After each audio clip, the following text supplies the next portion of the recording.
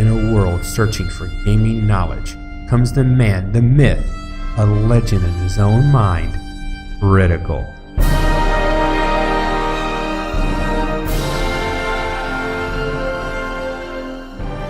Welcome back, guys and gals. Critical here, and today I'm going to be bringing you Victor Vran. Now, I've played this game in the past. I got about maybe 3 or 4 hours into it, and then I kind of shelved it for another project, and I figured, hey, you know, why not? Bring it back. It's another ARPG.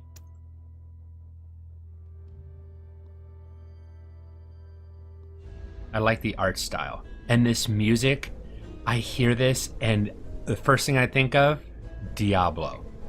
I don't know why. Zagoravia, the fallen city, the land of no return, where darkness won and we demon hunters lost. 1 year ago, a plea for help summoned hunters to Zagoravia. Many answered the call. No one returned. I thought Adrian dead, until a raven delivered his message. He too summoned me to Zagoravia. He saw what I seek. Adrian is a friend, one of the precious few I have, and the only man who knows of my past, of the pact I made, and the demon powers I wield.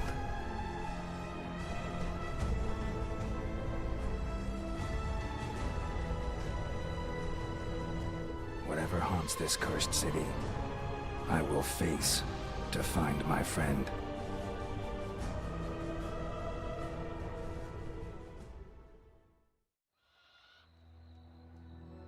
Okay, and this is an ARPG that uses WASD for the movement. So you're not using your mouse clicking on on the screen to actually move around. And it even has a jump, which is very unusual for an ARPG. I personally don't know of another ARPG that has a jump mechanic that you control. Now, there is a game called Gauntlet. The city is eerily quiet. Not a human soul in sight. It's a remake that's on Steam. Monsters have claimed the streets. Dim lights shine through the dusty windows. I wonder what horrors hide behind them. Okay, can I talk now? Thank you. Gauntlet is a remake on Steam right now. And, I mean, it's okay. It's not the greatest thing in the world, but it has a jump mechanic, but it's not something that you control whenever you want to jump. It's controlled jumps, as in, you can go here and jump only on this spot to this spot. I sense something hidden. Something far more sinister than the monsters. Something faint. Like a whisper in the back of my mind.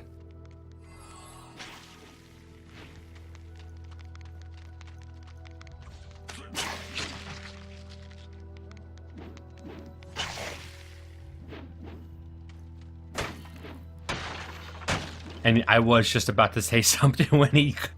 It's like every time I want to say something, he has to cut in and go, ooh, no, let me talk. Though the voiceover work is really nice. I have to admit, the vocals in this game, the accents seem perfect.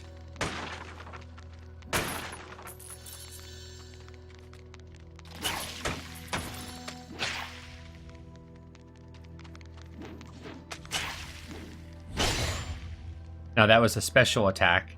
That's a slash, and then I've got a dash, which is my E. And I move forward, not very far though, and attack. So you can't dash across the entire screen or anything like that. Not that I know of. Like I said, I'm in no way, shape, or form am I an expert in this game. But if you like ARPGs, you know, I think it's got a lot going for it. And I'm definitely getting on an ARPG kick. I will bring Torchlight 2, thanks to Mad Gesture, for getting me into that game. That'll be coming to the channel here soon. But this is a game I've had in my Steam library for a while, and I just decided to revive it. Try it out again. Hello? Who goes there? Hello? Can you hear me? A voice in my head? What else? If you can hear me, jump now. Good boy. Now roll over. Just kidding. I love the humor. Look, Hunter, a treasure chest. Up there on the balcony. Come on, go get it. You can use the exercise. What are you trying to say? I'm fat? I love these boxes. You never know what you're going to get. So exciting.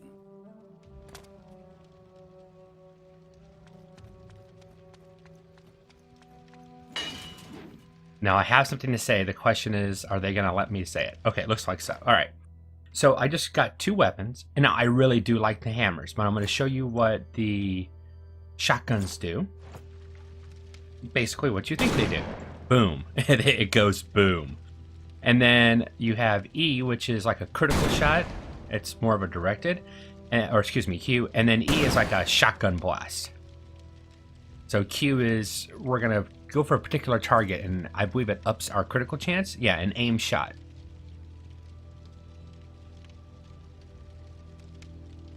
And that one recharges every time an enemy is killed with a shotgun. And then point blank shot, or a spread shot. You got to be up close. Plus it gives you a movement speed buff. Now, one of my favorite weapons is the hammers. Did anybody say boom boom? These weapons go boom. Q, slam. It's kind of like a step forward and slam. It's crush. And then smash is E. Jump up and smash down. Should have named my character Bam Bam, because that's what he does.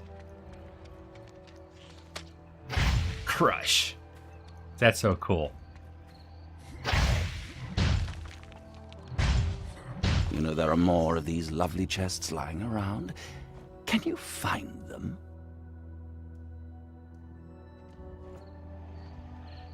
In this area, I'm pretty sure I've gotten all the chests. Now, this is the map of the zone, and all these little dots are where I've actually gone, exactly how I went on the screen, which is actually very nice. So you can retrace your steps, and it shows you where you walked this way and you run around and came back this way. It's not just that it clears it; it shows you the path you've taken. Which, in some of the mazes that you can find yourself in this game, very useful. Alright, this is going to be a boss fight-ish. Just a big spider. Gargantuan, weak gargantuan spider.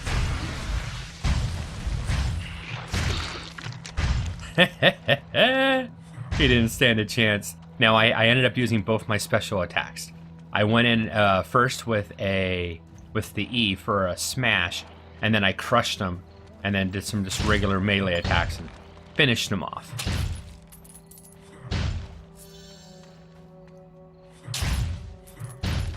You can see why I like the hammer.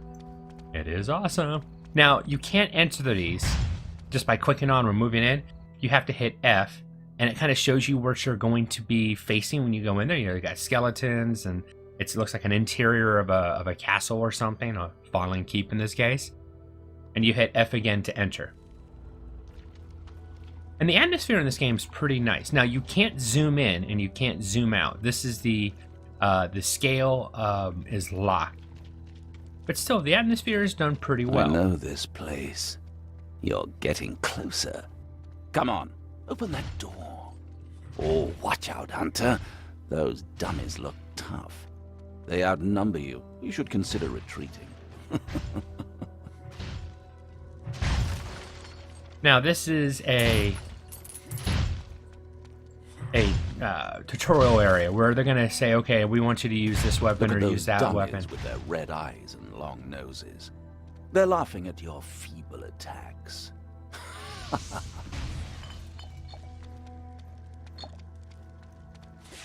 So they wanted me to use Q and E. Wait. Oh, a demon power.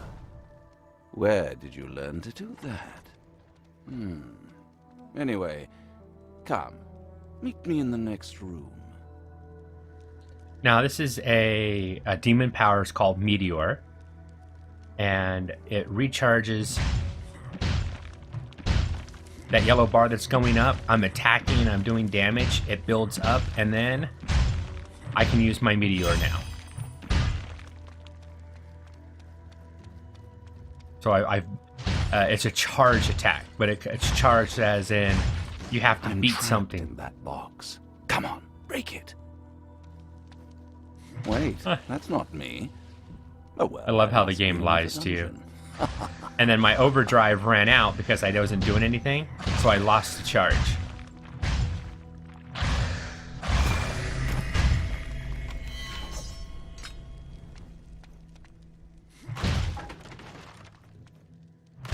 But I love how the voice just lies to you point blank.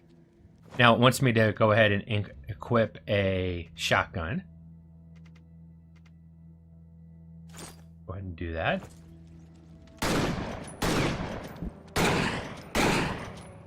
So E will hit them all. And you saw the door open as soon as I did that.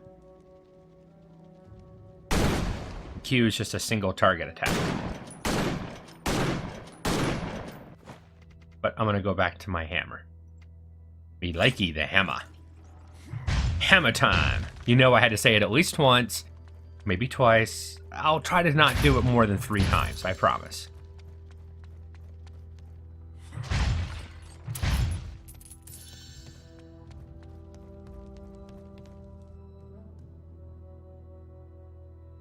Now that's the bare bones basic tutorial, just to show you different weapons. Now this is the city gates, and now you're getting closer to the first zone. What we're aiming for is like a hub area, meaning this is your safe zone. You'll have vendors, you'll have story, NPCs, and get quests and stuff. And then from there, you'll branch out and attack different areas. Be nice if I hit actually F and to enter the city's gates.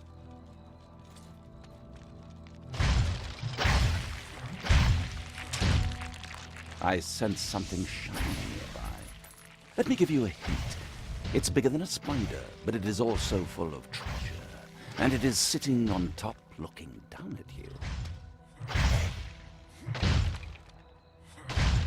And it's that treasure. You just saw it on the screen. I'll step back. That's what he's talking about, his little treasure chest up there.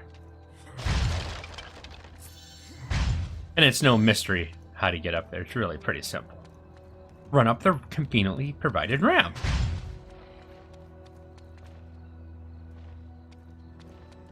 I love the I mean, look at the town down below. I really like how they did that. It looks really cool. I think this one's just going to be gold. Yes, you found it. Good boy. What did you get? Something shiny. Just gold coins, nothing special. Right, some more spiders. There's something about that voice. Something I can't quite place. I've fought and slain many monsters in my line of work. The ones that talk are always the worst. So this is that safe zone. The area where... Now this map right here, this table, this is how you port or transport to other parts of the map. This is, you know, this is your world. This is what you use to travel back and forth. And when we go in here, we're only going to have one vendor to start out with, but more show up as the game goes on. Now you have to pick your outfit. Now what I'm wearing right now is the basic hunter outfit. It's a balance between melee and magical and or ranged damage, the guns. So it's a balance of both. Overdrive, in this one, the hunter's outfit grants additional overdrive when you suffer damage, which allows you to use your demon powers more often in tough encounters. It offers a balanced playstyle and will serve you well in every situation. Cavalier's outfit. The Cavalier's outfit grants overdrive automatically over time, but your weapon attacks do not generate overdrive. It'll allow you to use demon powers reliably and start encounters at full overdrive. I like that. I don't like the look, but I like that when I go into an encounter, especially like a boss fight, I don't have to build up my overdrive. It'll build over time. Now it builds up very slowly though, so it's a trade-off. I won't be able to use the demon power as often, but given enough time, I'll always have it for the beginning of a fight. And in this one, the outfit grants overdrive only when you score a critical hit against your enemies. The armor provided by the outfit will reduce damage of some of the attacks that you suffer. And this one's specialized build focused on precision and critical strikes. I think that would be, if I have to quantify these, this one is your range, the gun. This is like if you're using a shotgun, because a shotgun is a lot of critical. The Cavalier's outfit is, I would say, probably the sword. In my opinion, would be the sword. Would be a sword build, and then the hunter. It can be anything, but I think it lends itself more to a hammer build.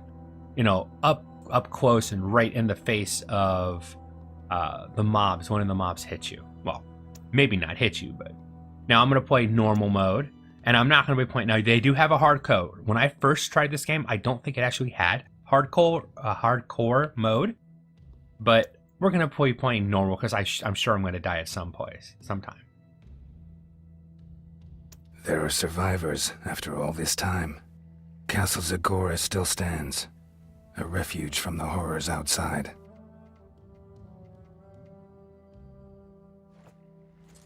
So I've set my outfit. I don't know if you can change it now that you're actually in the game. Trying to click to move. Now this is a game you can use with a gamepad. You can play with a Xbox One controller. I have an Xbox One controller. The problem is the damn thing is so loud. I tried to do a recording of this game, and if I used my audio software to try to take out the clicks and the knocks that come from using an Xbox controller, I sounded like I was speaking through a tin can through my butt. That's how bad it sounded. So I had to go back to keyboard. The alchemist. I can help you with useful supplies, like potions and bombs. And you can help me with your gold. We alchemists are said to transmute gold into air. But it's all for the benefits of science. Take a look through my inventory. There's not much demand from hunters these days. So you can just go here and right click, I can sell. I'm just going to go ahead and sell all the weapons that I have. Now I know I'll be picking up other weapons, but there was nothing special in what I had. And he doesn't have anything, one, that I can afford, or... Actually, I do wish I could get that hammer. I like that one, of the assassin. Critical chance increased by 16%. It's got nice damage too. Oh yeah, I wish I could buy that, but 18,000 gold? No, I'd rather find it instead of buying it. Oh, there I go again, trying to click to move. Oh, great. Another hunter comes to save the day. Maybe we stand a chance against the countless hordes now. Or maybe you'll just die like all the others. My name is Victor Vran, and I didn't expect this kind of warm welcome in Zagoravia. I'm looking for a friend. I won't stay a minute longer after I find him. Listen, Vran. I don't care. Just one rule. Don't promise the impossible to Her Majesty. Every day I endeavor to convince her to give up hope of saving this city. And with you around, she will become even more determined to stay and die in this cursed castle. If this happens, I will hold you personally responsible. You hear me? Blah, blah, blah. Oops. I didn't mean to do that. Fortunately, you can't hurt him. God has answered our prayers in this hour of need and sent you here. I am Casimir, servant of his will and patriarch of Zagoravia. You bring hope to my people, and hope is what we need in these dark hours. My prayers will be with you. I'm not sure what this is. I think I opened this area up before the another vendor area, but it's been a long time. Now this is your main quest giver. She's the queen, and she's gonna give you the overarching quest of the game. Welcome to Zagoravia, Hunter. Thank you for answering our summons and bringing your sword to our cause. Soon we will push back the enemy. If you hurry, you will be rewarded. Okay, I have to say, I think this game had fan service. And this image, what I see before me is a lot of fan service. And I have to say thank you. Your Majesty, I would gladly see you to safety. It is not safety that we want. We are going to win this war and free my kingdom from the demons. No further help is coming, Your Majesty. What brought me here is the fate of a fellow hunter by the name of Adrian. You may believe no help is coming and have given up, but we stand strong. But if it is your friend you seek, you must go south, to the Royal Gardens. Thank you, Your Majesty. The Queen is strong-willed. It must be how she got this far, but it changes nothing. The city is overrun. So let's go ahead and take a look at the map. Now this is the overall map for the game. And where we are right now is, I believe, this is the castle that we're in. This is that starter area, and we worked our way up to where the castle is we're in right now. And our first quest area is the Royal Gardens. These are other... This is how, I mean, this map is pretty big for what it is. Now, it's not an open world game. All right. It has a set world. The maps don't change. The location of items don't change. The loot drops can. But what's there is there. There are dungeons and stuff like that. I believe that's a dungeon area. But the map is set. The map is what it is. But it is still a pretty good sized map. Now, there are quests. Thought I saw something highlight over here. There are objectives. We're going to go ahead and click on the Royal Gardens. There's 3 secrets and 5 stars. Now, these stars are trying to complete these tasks right here. Use your demon powers 10 times, and you get 500, I think that's reputation points. Slay 25 spider eggs, you can get 500 gold. Slay all spiders' nests in the labyrinth. Slay Argus, the dreaded mage, and then you'll get a chest for slaying the chest master. But this has been Victor Vran. I'll probably be bringing this to the channel more often. I'm probably going to be backing off on a couple other games that, well, I want to wait for some updates, games to go from one alpha stage to another alpha stage, because I don't want to get burned out. There's some games I really like, but they're getting a little long in the tooth. You know, the developers need to push an update or 2 out. And when that happens, I'll definitely bring those games back in for a couple episodes and try out some of the new stuff they've done.